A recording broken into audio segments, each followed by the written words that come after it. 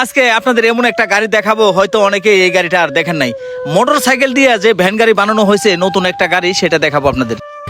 জীবনে অনেক রকম গাড়ি দেখছি, তো আজকে একটা ভিন্ন রকম একটা গাড়ি দেখলাম। যে গাড়িটা, এটা কিন্তু একটা মোটর সাইকেলের ইঞ্জিন, মোটর সাইকেলের ইঞ্জিন দিয়ে কিন্তু সেই ভ্যান গাড়ি বানানো হয়েছে। আসলে এই বুদ্ধিটা তার মাথায় কোথা থেকে আসলো, তাকে এখন জিজ্ঞাসা করব। তো ভাই, এই যে আপনি ভ্যান গাড়ির মোটর সাইকেল দিয়ে ভ্যান গাড়ি বানিয়েছেন, এই বুদ্ধিটা আমরা কোথা থেকে আসলো? অটোমেটিকলি আমার মাথায় বুদ্ধি আয়া পড়ছে আর কি। আমার কাছে এই ব্যাটারি তোলার মতো কোনো টাকা পয়সা ছিল না, যেমন 30,000 টাকা আমার ব্যাংকের থেকে লোন করে এই ব্যাটারি উঠাইতে হইতো। ব্যাটারি আমি তো অনেকদিন চালাইছি, ব্যাটারি তো এরকম একটা সুযোগ সুবিধা নাই, যার কারণ একটা এক সেট ব্যাটারি 30,000 টাকা দিয়ে কিনলে 6 মাসের বেশি লাস্টিং করে ও, একটা এক সেট ব্যাটারি 30,000 টাকাতে কিনলে সর্বোচ্চ 6 মাস, সর্বোচ্চ এর বেশি 6 আর লাস্টিং হয় না। হয় না। তার আগেও চলে যায়, একটু এই পাশে। তার আগেও জায়গা। ও আচ্ছা আচ্ছা এই সমস্ত করে দেয়া যায় ব্যাংকে, আর আমরা ঋণদার দেয়া যায় বছরে 2বার লোন করুন নাকি। ও, তো আমি চিন্তা ভাবনা করছি যে মোটর সাইকেল দিয়ে একটা সিস্টেম করে বানায় দেখি কিরকম সার্ভিস দেয়। তো মোটামুটি ভালো সার্ভিস দেয়। আচ্ছা, 1 লিটার তেল বললে আপনি মানে কত লোক চালাতে পারেন? 1 লিটার তেল বললে আমার যেহেতু লোড গাড়ি 40 কিলো যায়। 1 লিটার তেল বললে 40 কিলোমিটার যায়। জি। সেহেতু ইঞ্জিনটা আর পুরাতন, হ্যাঁ। যদি ভালো ইঞ্জিন হইতো তাহলে কিন্তু সর্বনিম্ন 60 কিলোমিটার এরকম যাইতো। তো যাই হোক, আজকে ভিন্ন রকম একটা গাড়ি দেখলে আসলে আমার কাছে অনেকটাই ভালো লাগলো। আসলে মানুষের মাথায় চেষ্টা করলে সবকিছু করা সম্ভব। হ্যাঁ, যেরকম একটা মোটর সাইকেলের ইঞ্জিন দিয়ে এবং কি মোটর সাইকেল সিস্টেম সবকিছু এটা দিয়ে যদি একটা ভ্যান গাড়ি বানানো যায়, তাহলে আমি মনে করি যে সব রকমের গাড়ি যে কোনো মানে মানুষের ইচ্ছা করে তার যে কোনো জিনিস করা কিন্তু সম্ভব সম্ভব সম্ভব হ্যাঁ। তো আচ্ছা, এই গাড়িটা কিভাবে স্টার্ট দেন?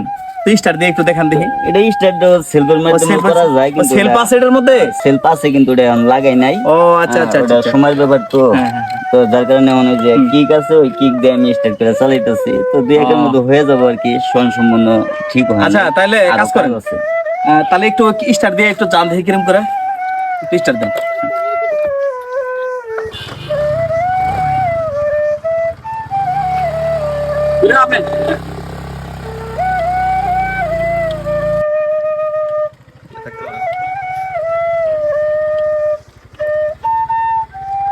আচ্ছা, আপনি কিসের ব্যবসা করেন? বাঙালি ভাঙ্গারি কিনেন? মানে গ্রামে গ্রামে মানুষের যে কোনো জিনিস আছে সেগুলা কিনেন? ও আচ্ছা, যাই হোক, তো এই জিনিসটা দেখে ভালো লাগলো। আসলে এই মোটর সাইকেল নিয়ে যে কোথাও যাওয়া কোনো অসম্ভব কোনো কিছু না, যে কোনো জায়গায় যাইতে পারবেন। আর যদি আপনার চার্জের হইতো তাহলে কিন্তু যে কোনো জায়গায় যাইতে পারতেন না। না, ওইটা দেয়া যায় সারাদিনে 40 কিলো 40 কিলোমিটার 50 কিলোমিটার গেলে কিন্তু শেষ। আর চার্জের ব্যবস্থা না থাকলে কিন্তু ঢাকায় আনতে হইতো। আর এখন কিন্তু সারাদিন গাড়ি চালাইলেও আমি মনে করি কোনো সমস্যা হবে না। পেট্রোল শেষ হয়ে গেল, যে কোনো দোকানে আপনি পেট্রোল ভরলেন, তাই না? তো যাই হোক, বিষয়টা ভালো লাগলো। তো ঠিক আছে, ব্যবসা করেন, আপনার জন্য অনেক অনেক শুভকামনা রইল। মানুষ তো এটা তো মনে করেন যে এই ওইরকম ভাবে এলাও করতেছেন, অনেকে হাসি ঠাট্টা করে এটা চলবো এই সেই বকর।